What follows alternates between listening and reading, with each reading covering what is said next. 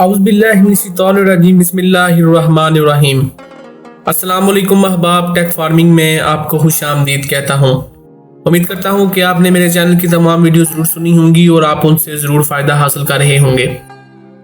दोस्तों, आज की इस वीडियो के अंदर मैं जिस टॉपिक के ऊपर बात करने वाला हूँ वो बेसिकली फ्लशिंग के मुतालिक है। ख़ुसूसन डे ओल्ड चिक्स और अमूमी तौर पर हर लेवल पर मुर्गबानी करने वाले फार्मर हजरात इस वीडियो से मुतवज्जो हों। इंशाल्लाह उनको काफ़ी मुफीद मशवरा साबित होगी। ये वीडियो बेसिकली ज़ाती तजर्बे पर बनाई गई है और अगर कोई भाई इससे इत्फाक नहीं करता तो मेरी उसके साथ कोई बहस नहीं है और मैं इज्तिमाई भलाई और इखलास की नीयत से ये वीडियो शेयर कर रहा हूँ ताकि कुछ गलत फहमियों के नतीजे में पैदा होने वाले फार्मिंग के मसाइल से बेहतर तरीके से निपटा जा सके।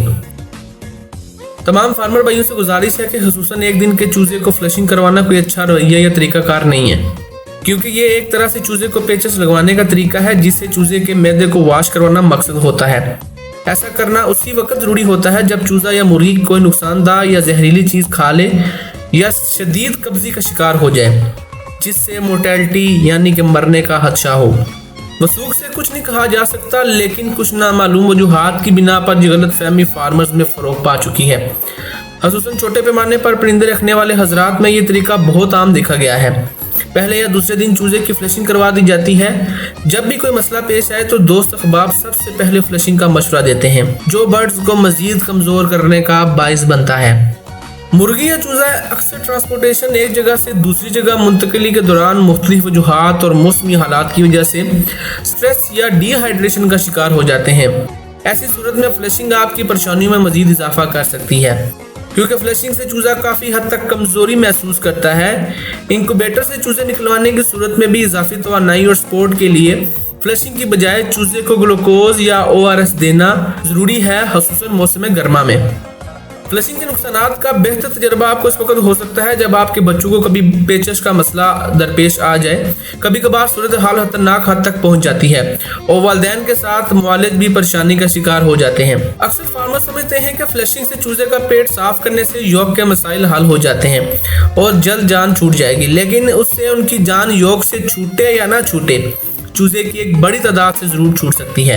बहुत से फार्मर्स हजरात इन तजर्बात से गुजर चुके हैं और कुछ नाइल्मी की वजह से ऐसे नुकसानात से दो चार हो रहे हैं। इसके लिए बेहतरीन हिकमत अमली ये हो सकती है कि चूजे को 3 से 5 दिन तक फीड कम और हरकत ज़्यादा करवाइए, ताकि वो अपनी इजाफी खुराक और तवानाई उसी यॉक से हासिल कर सके।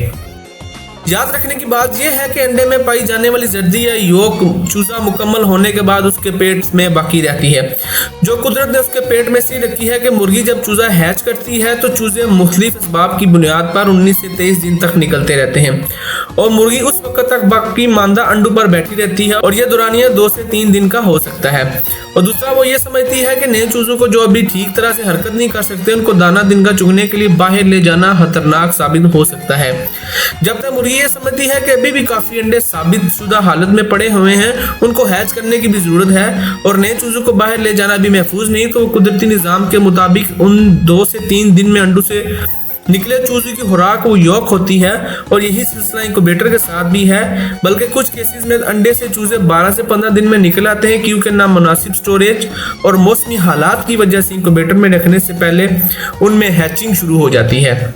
अब चूंकि चूजे अक्सर लोगों ने छोटे छोटे डरबों या पिंजरों में रखे होते हैं, तो फ्लशिंग का मकसद ये समझा गया है कि इससे चूजे का पेट साफ हो जाता है और वो जर्दी या यॉक भी उसी प्रोसेस में निकल जाती है। तो ये एक हाम ख्याली है और मसाइल पैदा करती है, जबकि बड़े फार्मर्स में फार्मिंग करने वाले फार्मर्स का ये तरीका बिल्कुल भी नहीं है और वो चूजे की इस एनर्जी को इससे मुनासिब नकलो हरकत में रख कर इस्तेमाल करवाते हैं, जिससे चूजा बेहतर परवरिश पाने के साथ साथ मजबूत असाब का मालिक बनता है, जो इसे मुस्तकबिल में आने वाली बीमारियों और मुश्किलात के खिलाफ मजबूती असाबी निज़ाम और कुव्वत देता है। मेरा मशवरा है कि फ्लशिंग के बजाय चूजे को हालात के मुताबिक इमदादी सप्लीमेंट और किसी हल्की एंटीबायोटिक का एहतियाती कोर्स करवा दिया जाए तो फ्लशिंग से बेहतर नताइज हासिल किए जा सकते हैं। अगर बेहतरी महसूस हो और तजर्बाकार फार्मर हजरात को इस हिकमत अमली से इत्फाक हो तो वो दूसरे फार्मर दोस्तों के साथ इस वीडियो को ज़रूर शेयर करें, ताकि अगर कोई फार्मर्स हजरात इस फ्लशिंग से परेशान हैं और फ्लशिंग से उनके चूजे मर जाते हैं तो आइंदा के बाद ये गलती ना करें, बल्कि चूजे की ज़्यादा नकलो हरकत करवाएं ताकि उनका चूजा सेफ रहे और सेहतमंद रहे। उम्मीद करता हूं कि ये वीडियो आपको जरूर पसंद आएगी।